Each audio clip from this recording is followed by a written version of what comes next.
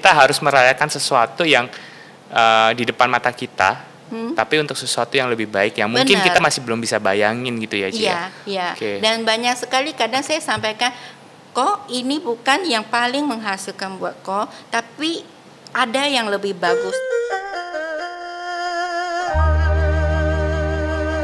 Halo teman-teman, kembali lagi bersama saya Leli. Dan hari ini tamu saya tetap Kowen yang paling setia. Tepuk tangan buat Kowen. Dan Kowen ini banyak pertanyaan. Hari ini pertanyaan apa kok? Aku mau tanya tentang ini sih, elemen sih, Ci. Kan tadi kemarin Cici pernah ngomongin tentang elemen kayu, air, logam, terus api, itu tanah gitu kan. Aku penasaran sih, Ci. Setiap manusia tuh ada elemennya nggak sih, Ci? Ada dong kok. Oh, Oke. Elemen aku ini apa ini, Ci? Kalau boleh tahu. Oke, seperti kok dilahirkan tahun, misalnya contohnya nih tahun kita let's say tahun naga. Tahun naga di 88 unsurnya berbeda dengan naga tahun 76. Beda dengan naga 2000. Kenapa? Karena setiap tahun itu berbeda unsurnya. Kalau 2000 itu adalah naganya logam, 88 itu naganya tanah, 76 itu naga api. Jadi berbeda kan? Tetapi yang tahun kelahirannya ko tersebut bukan mewakili unsur pribadinya ko. Oh, jadi aku kan tadi bilang naga tanah. Tapi berarti unsur pribadiku bukan tanah. Bukan tanah. Oke. Ya, jadi unsurnya ko itu dinilai dari tanggal lahirnya ko, itu adalah unsurnya logam ko. Oke, unsurnya logam. Tepuk tangan buat orang yang unsurnya logam. Nah, unsur logam itu dulu ada orang bilang unsur logam atau emas. Itu beda apa enggak sih atau gimana sih? Ya, sebenarnya orang lebih prefer sebut unsur logam dengan unsur emas karena unsur emas lebih berharga kan kok. Betul. Tapi dalam sisi analisa kami itu tetap termasuk unsur logam. Oke. Ya. Kalau bukan emas ya, banyak orang bilang naga emas nih gitu, enggak ya. Biasanya kalau unsurnya logam ya orangnya itu lebih jaga penampilan kok, lebih rapi. Iya, betul sekali sih. saya benar-benar perhatiin itu sih. Betul. Karena mungkin kayak emas gitu ya, harus penampilan. Nah, kan aku kerjanya di bidang foto video nih, Ci. Ya, aku mungkin nggak tahu nih kalau pekerjaan itu ada unsurnya atau enggak sih, Ci? Iya, bidang usaha yang kita tekunin itu ada unsurnya kok. Oke. Ya. Kalau aku nih foto video gini, Ci. Foto video di saat sekarang banyak menggunakan listrik. Jadi betul, kita kategori api. Media itu kategori sekarang api kok. Oke. Ya, jadi kalau bagi kau menekunin bidangnya ini artinya kau bermain di unsurnya api. Nah, sama logam gimana tuh, Ci? Oke, kalau logam logam bermanfaat ketika ketemu api, membentukkan menjadi perhiasan. Jadi bagi saya api itu adalah powernya elemen buat kau. Kau akan mendapat sesuatu nama, mendapat kepuasan dalam mengelola bidang ini. Tapi kau harus keluar tenaga yang ekstra capek. Kau mungkin harus berjuang banget untuk di sini. Betul. Ya. Saya sih merasa bahwa tapi lucunya capeknya malah seneng, Ci. Iya. Maksudnya semakin capek, semakin repot, kayaknya makin berpower gitu ya, Ci. Kayak makin bertenaga gitu, Ci. Betul, karena api adalah power elemennya buat logam. Oh, pantas seperti itu. Nah, kalau misalnya itu kan tadi Cici bilang sekarang nih. Nah, kalau dulu itu sama nggak sih, Ci, elemennya? Zaman dulu kalau sebelum adanya digital, semua foto itu hasilnya keluar berupa apa kok? Kertas. Paper gitu ya. Nah, saat itu bidang jasa fotografi itu disebut adalah kayu kok. Jenisnya adalah kayu. Jadi tergantung hasilnya kok. Tergantung outputnya apa? Kalau output digital ya api, kalau kemarin kertas ya kertas foto ya tanah gitu ya. Kayu. Oh ya, kayu. Oke, menarik.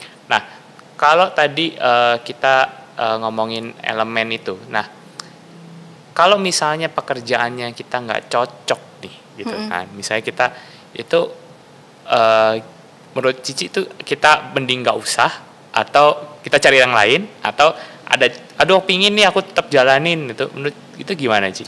Baik kok.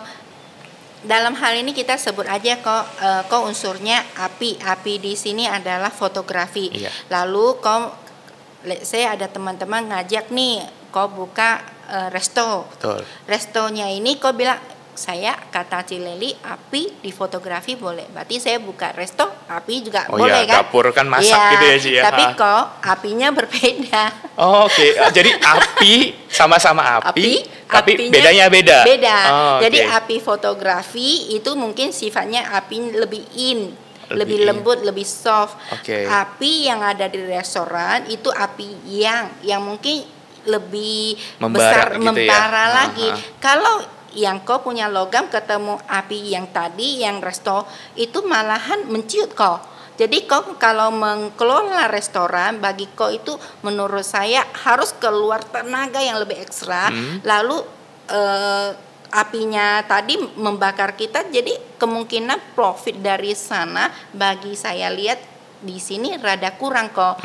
Kalau kau belum memulai, saya akan bilang saya suggestkan kau nggak usah deh ambil bisnisnya ini, bidang usaha ini. Tapi kalau kau udah terlanjung cemplung di dalam, barangkali kita harus cari solusi ya. Solusinya itu bisa dari feng shui, solusi mungkin kau bisa cari karyawan atau anggota atau siapa yang mampu untuk kelolanya sebagai perpanjangan tangan dari kau. Lalu yang paling penting adalah kau lagi jalan dekade yang lagi bagus atau dekade yang turun. Kalau dekade bagus, guijinya itu pasti lebih banyak. Kalau dekade lagi turun, kata orang xiaojinya yang pengganggunya itu makin banyak kok. Ya, jadi kadang ada yang bisa kita selaraskan, ada yang kita suggest mending lepas. Jadi kalau dipaksakan malah kita wasting tenaga kita ya. Maksudnya energi kita malah mestinya bisnis yang ini sebenarnya kalau kita tekunin bagus banget, tapi karena kita jalanin ini bikin energi kita jadi yang jelek ini terbuang jadinya. Ininya mestinya kita bisa naik malah habis di sini duluan gitu ya Ci. Betul kok.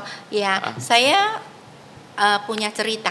Ini ada klien saya 10 tahun yang lalu, saya ketemu di daerah Sumatera. Waktu itu beliau masih pedagang handphone kok. Terus waktu dia dagang handphone, saya bilang, Pak, Bu, ini bukan bidang utamanya yang profit bagi saya lihat sesuai dengan Anda. Lalu benar juga ya orangnya itu, saya sangat terima kasih dia mendengarkan suggestnya saya. Dia itu nutup kok handphonenya. Padahal mungkin sumber penghasilan dia ya. Iya, akhirnya dia beralih ke bidang yang berhubungan sama tanah dan sekarang dia kontraktor terbesar untuk daerah sana kok. Jadi perubahan kita harus merayakan sesuatu yang di depan mata kita. Tapi untuk sesuatu yang lebih baik yang mungkin kita masih belum bisa bayangin gitu ya Ci. Iya. Dan banyak sekali kadang saya sampaikan, kok ini bukan yang paling menghasilkan buat kok, tapi ada yang lebih bagus yang berhubungan dengan A, B, C ya, misalnya ada yang tenaga surya, ada yang berhubungan sama jasa keuangan, ada yang ini. Saya suggestkan kalau orangnya mau usaha, dia akan cari linknya ke tempat tersebut dan mungkin ketemu. Tapi kalau orang yang nggak mau usaha, biasa kesempatan lewat begitu aja. Jadi istilahnya kalau ada kesempatan yang berhubungan itu ambil aja dulu. Betul. Walaupun kita masih belum kebayang nih nanti jadinya seperti apa. Betul. Ya kita jalanin dulu aja. Betul, ya semoga Tuhan juga akan memberikan jalan. Betul, kan ya. Nah, ngomong-ngomong masalah unsur tadi Ci. Kan kadang-kadang ada yang orang punya pasangan atau rekan kerja lah atau satu misalnya berbisnis berdua bertiga dengan itu. Nah, itu kan pasti lahirnya beda, sionya beda, elemennya beda. Nah itu pengaruhnya gimana tuh Ci ke usaha? Kalau biasanya saya sering ditanyakan saya mau berpartner sama A. Saya akan melihat bahwa mereka itu sama-sama selaras dengan unsur ini atau tidak. Itu pertama. Kedua, namanya hubungan kerjasama itu adalah masuk ke sektor karir atau sektor keuangan. Bicara kerjasama profit atau tidak kan? Betul. Profit atau rugi kan? Nah, kalau dia itu bisa memprofitkan, kita kerjasama untuk selanjutnya. Ketiga, dia lagi naik atau lagi turun. Dekadenya ya, tadi. Walaupun misalnya dia itu membuat kontribusinya profit, tapi ketika turun, saya akan suggestkan dia pasif, jangan dia aktif juga. Jangan yang turun menarik yang mau maju, nggak akan maju. Mending yang maju tarik yang lagi turun supaya lebih maju kok. Tuh, jadi apa istilahnya yang lebih aktif lah, yang lebih bawel lah harus ditukar ya. Jadi istilahnya ya. Betul. Jadi partneran bisa yang memimpin itu yang harus cari yang lebih kuatnya yang mana. Jadi istilahnya CEO kalau bahasa kerennya sekarang. Betul, ya CEO-nya yang harus punya elemen yang lagi cocok gitu ya. Yang lagi hokinya golden momentnya lagi naik nih. Nah Nah itu berarti kalau dekade nih, tadi Cici ngomong bahas tentang dekade. Kemarin kan Cici juga pernah ngasih tahu aku dekadenya umur segini nih. Nah dekade itu apa sih Ci? Jadi kita dilahirkan ada namanya pola dasar. Pola dasar itu dari Pace atau Cewei Tosu. Setelah kita punya pola dasar, kita ada siklusnya. Siklusnya itu satu dekade, siklusnya itu per 10 tahun. Satu dekade sama dengan 10 tahun. Jadi ada siklus yang naik, dekade yang bagus, atau siklus yang turun, dekade yang jelek. Jadi setiap ya Tuhan mungkin adil ya Ci ya. Jadi 10 tahun supaya orang dapat kesempatan yang sama ya sebenarnya ya. Nah di dekade itu kalau misalnya dia lagi turun nih, apakah negatif Ci atau gimana? Biasanya kita bisa melihat gini, ada orang yang dekadenya bagus ya, dia itu lebih gampang mendapatkan apa yang dia inginkan. Tapi kalau dekadenya lagi turun, mungkin perjuangan untuk mendapatkan apa yang dia inginkan. Tapi bukan berarti nggak bisa kan? Tapi lebih banyak hambatannya. Tapi kalau dekade itu apakah ada satu orang yang dia selalu dekadenya bagus terus? Apakah nggak mesti? Kalau Konglo dia bisa dapat 2, 3, 4 dekade loh kok. Oh iya? Bener. Itulah yang membedakan kenapa itu orang bisa yang mungkin rezekinya 1 danau, 1 ember, atau 1 gelas. Maksudnya dalam 4 kali 4 dekade itu 40 tahun 40 tahun iya. Kalau dia 40 tahun di siklus yang dia sangat bagus, dia pasti ketemu tim kerja yang bagus, bidang usaha yang bagus, berada di tempat yang benar, dengan waktu yang benar, timing yang tepat, usaha yang tepat. Dia itu ya kita mungkin sebut Konglo kali. Iya betul juga ya, kayak ini orang selalu dapat kesempatan terus. Benar. Tapi juga ada orang yang dekadenya dia nggak dapat loh kok. Dia dapatnya itu small dekade yang mungkin lemah, tapi tetap ada kok. Ya mungkin ya hidupnya itu nyaman, ya tidak berkelebihan. Tapi kan kok kembali lagi kan masing-masing orang kan tujuannya berbeda, betul. Motivasi hidupnya berbeda. Wah benar juga sih. Mungkin ada orang yang mungkin ya hidup begini aja, yang penting saya bahagia, kesehatan bagus, keluarga sejahtera, udah cukup gitu ya. Betul kok. Nah tadi Cici juga sempat nyebutin kayak Konglo gitu biasanya punya karyawan, staff gitu kan.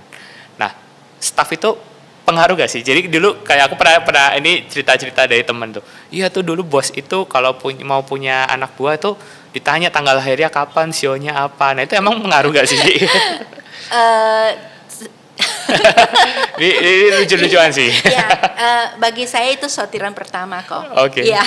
Jadi memang kita mendengar ya kalau di daerah ya Hong Kong deh ya, supaya lebih gampang. Di Hong Kong kalau mereka mencari karyawan yang mungkin taipannya itu, mereka itu pertama kali dipilih yang sio yang cocok.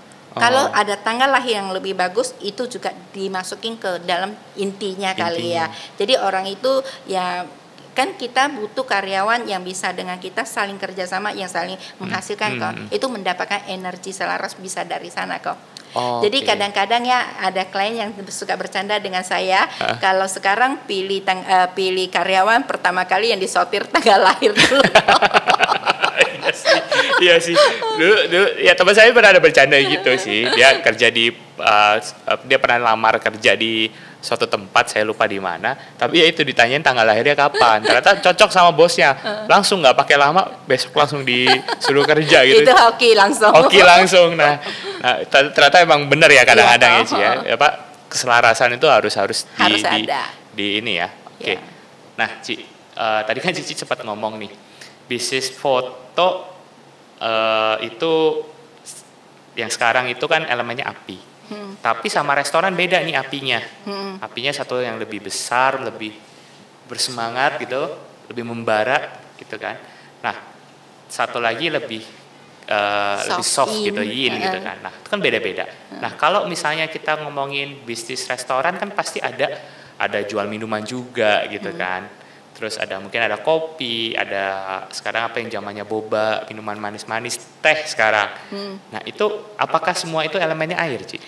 Iya kok, banyak sekali yang berasumsi bahwa air ini adalah kayak minuman yang kau sebut tadi, itu semua dihitung adalah air karena cairan kan. Betul. Sebenarnya berbeda-beda kok. Oh, oke. Nah, ini unik lagi nih, unik lagi. Kalau yang jualnya boba ya, itu boba yang minuman yang manis-manis nih, ya saya anggap manis-manis nih, itu harus diperhitungkan bukan airnya kok. Itu adalah unsur tanah karena dia manis. Oh, ya, manis lebih terasa manisnya itu unsur tanah. Makanya kenapa kalau minuman yang manis itu orang cenderung lebih gemuk. Gemuk itu juga tanah. Gemuk tanah ya. Gemuk juga tanah. Oke. Jadi yang dihitung air hanya unsur air itu mungkin sifatnya ya minuman air mineral ya. Yang kalau murni yang cairan yang bisa dihitung hanya air, mungkin yang jualnya kayak air Depok isi ulang yang murni air itu yang disebut unsur airnya. Tanpa ada rasa gitu ya. Tanpa ada rasa. Jadi kalau kopi, Ci? Ya. Kalau kopi itu bisa pahit yang kita ngomongnya pahit. Iya, kopi itu pahit ya. Tapi kan kopi juga bisa dikasih dengan gula kok. Oh, oke. Kalau udah dikasih gula, udah dikasih susu itu juga terhitung manis tanah. Oke. Berarti kalau misalnya ada restoran itu ada jual makanan, minuman, itu yang dilihat apa sih? Sebagai dia best sellernya apa? Oke, kalau misalnya makanan ya makanan. Brand, kalau nge-brandnya itu adalah makanan, cenderung itu api. Oke, tapi kalau rasa dari makanan tuh ngaruh juga ke rasa makanan pengaruhnya lebih dikit karena mereka itu semua dihitung ada kategorinya api. Oke, karena yang lebih kuat elemennya ya di situ ya. Betul. Oke. Tapi kalau misalnya tadi usaha gitu. Semuanya mau lebih detail itu juga bisa kok. Misalnya yang restoran seafood sama restoran yang VJ kan juga berbeda kok. Oh iya. Iya, itu juga bisa dihitungkan. Hanya kan mungkin ribet. Iya, betul. Kayaknya kalau misalnya teman-teman nih mau buka bisnis, kalau misalnya mau buka restoran lagi bingung nih elemennya apa, api bukan gitu. Mending konsultasi ke Cici langsung kali ya. Mungkin di bawah nanti ada kontaknya, bisa langsung kontak Cici. Saya mungkin dari kita dulu ya, mungkin elemennya apa, lalu nanti disesuaikan. Mungkin tetap teman-teman yang mungkin memang pinginnya restoran tetap mungkin nanti disesuaikan dari jenis restorannya atau gimana ya. Oke, kalau misalnya tetap mau ngotot nih maunya padahal nggak cocok di api tapi pengen ngotot nih gitu kan, mungkin ya bisa lah kita ini aja. Itu pernah kejadian gitu sih? Pernah. Cuma kita kembali lagi, konsultan hanya membaca, menganalisa dan mensarankan, semua kembali ke klien sih ya kan. Kalau bandel ya terserah dia gitu ya istilahnya ya. Oke deh Ci, ini kayaknya aku udah dapat pengetahuan yang lebih lagi nih, udah berapa kali ketemu sama Cici. Jadi makin pintar nih sekarang kayaknya. Iya, terima kasih kawan yang selalu meluangkan waktu untuk mengisi podcastnya dan untuk selalu mewakili teman-teman untuk bertanya ya. Dan saya ingin sharingkan sedikit ya, kawan juga memiliki foto studio Lomoto Studio di mana kok? Di Karawaci, Tangerang. Oke. Dan temanya ini setiap kali wedding, temanya itu udah disesuaikan dengan fungsinya loh ya kan kok? Betul. Kemarin itu saya suggestkan foto di mana kok? Di perkotaan, di City. Nah itu ternyata animonya besar sekali. Nah teman-teman yang kalau merit tahun ini fotonya seperti ini, artinya juga mendapat manfaat dari energi tahunnya ini untuk mereka berdua kok. Oh begitu ya Ci ya. Jadi fotonya elemennya akan pengaruh ke pasangannya juga. Iya, karena kan mereka pajang. Mereka kan pajang di tempat di rumahnya mereka dengan tema yang udah lebih sesuai untuk tahunannya tersebut kok. Oke. Ya, semoga yang kita lakukan semua itu bermanfaat buat teman-teman, dan apa yang kita bicarakannya juga merupakan teman-teman yang ingin ketahui dan bertanya yang lebih banyak ya kok. Betul ya, jangan itu ya sungkan-sungkan ke sini lagi ya kok, dan betul. Tolong dibantu juga mewakili teman-teman nanti kalau kok punya pertanyaan, supaya teman-teman mempunyai gambaran tentang Chinese Metaphysica itu seperti gimana. Terima kasih kok udah luangkan waktu untuk mengisi podcastnya saya. Dan bagi teman-teman ingin bertanya, mohon ditulis di komentarnya di bawah ini ya. Dan apabila teman-teman merasakan bermanfaat, tolong bantu saya sharekan ke saudara, ke teman, sehingga orang mengenal lebih luas Chinese Metaphysica seperti apa. Dan terima kasih teman-teman yang sudah like dan subscribe. Sampai berjumpa di podcast berikutnya. Dah.